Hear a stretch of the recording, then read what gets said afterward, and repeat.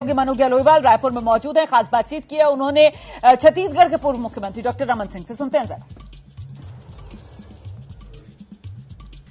छत्तीसगढ़ में दूसरे चरण का मतदान और बहुत बड़ा दिन, क्योंकि इस बार बीजेपी और कांग्रेस दोनों की साख दांव पर लगी है। इस पर बात करने के लिए हमारे साथ हैं छत्तीसगढ़ के पूर्व मुख्यमंत्री और राष्ट्रीय उपाध्यक्ष बीजेपी के डॉक्टर रमन सिंह।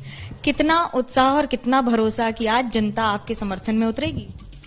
छत्तीसगढ़ घूमने के बाद और प्रथम चरण के मतदान हो जाने के बाद आज एक बड़ा दिन है और मुझे लगता है कि 70 से ज्यादा स्थानों पे मतदान जारी है।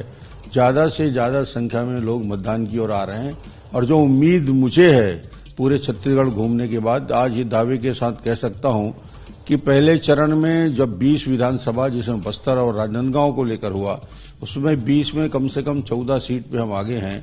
द्वितीय चरण के मतदान में मुझे लगता है स्थिति में जबरदस्त परिवर्तन होगा और अंडर करंट अब लोगों को महसूस भी हो रहा है, जनता के चेहरे में झलक भी रहा है।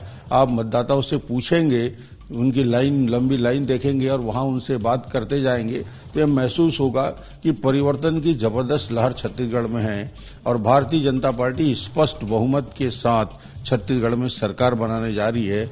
50 पार हम कर चुके हैं। यही भरोसा तो वर्तमान के मुख्यमंत्री को है। भूपेश बघेल जी कह रहे हैं कि हम जीत का परचम लहराएंगे और महादेव ऐप और इस तरह की बातों से हमारी छवि को डेंट करने का प्रयास किया गया है, केंद्रीय एजेंसियों का इस्तेमाल किया गया।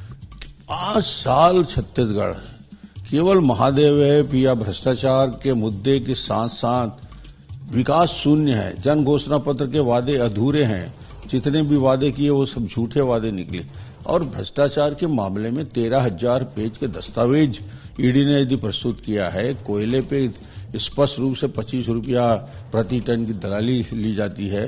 कोई 2,000 करोड़ की शराब का घोटाला होता है, चावल का घोटाला होता है, गौठान में घोटाला होता है। अब तो पीएससी के भर्ती में 50-50 लाख रुपया यदि लिया जा रहा है, इससे बड़ी बात और क्या होगी। और महादेव ऐप तो बच्चा जानने लगा है कि जुआ और सट्टा में भी मुख्यमंत्री सचिवालय के लोग इन्वॉल्व हैं।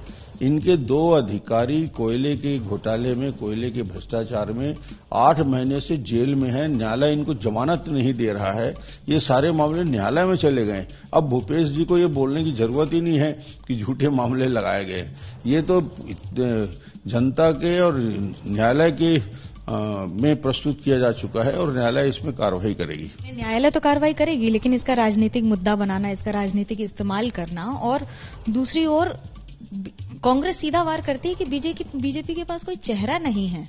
पोस्टर्स में कोई मुख्यमंत्री का चेहरा नहीं दिखता है। आप पर भी निजी वार किए गए हैं कि आपको साइडलाइन किया गया, इस तरह के सवाल उठाए गए हैं। मुझे देखिए, मैं 2003, 2008 और 2013 के चुनाव में भारतीय जनता पार्टी ने कोई डॉक्टर रमन को मुख्यमंत्री प्रोजेक्ट करके चुनाव नहीं लड़ा था। तो अपनी अपनी पार्टी की जीत के दावे नेताओं की तरफ से किए जा रहे हैं और इस बीच बड़ी खबर मध्य प्रदेश से आ रही है। मुरैना से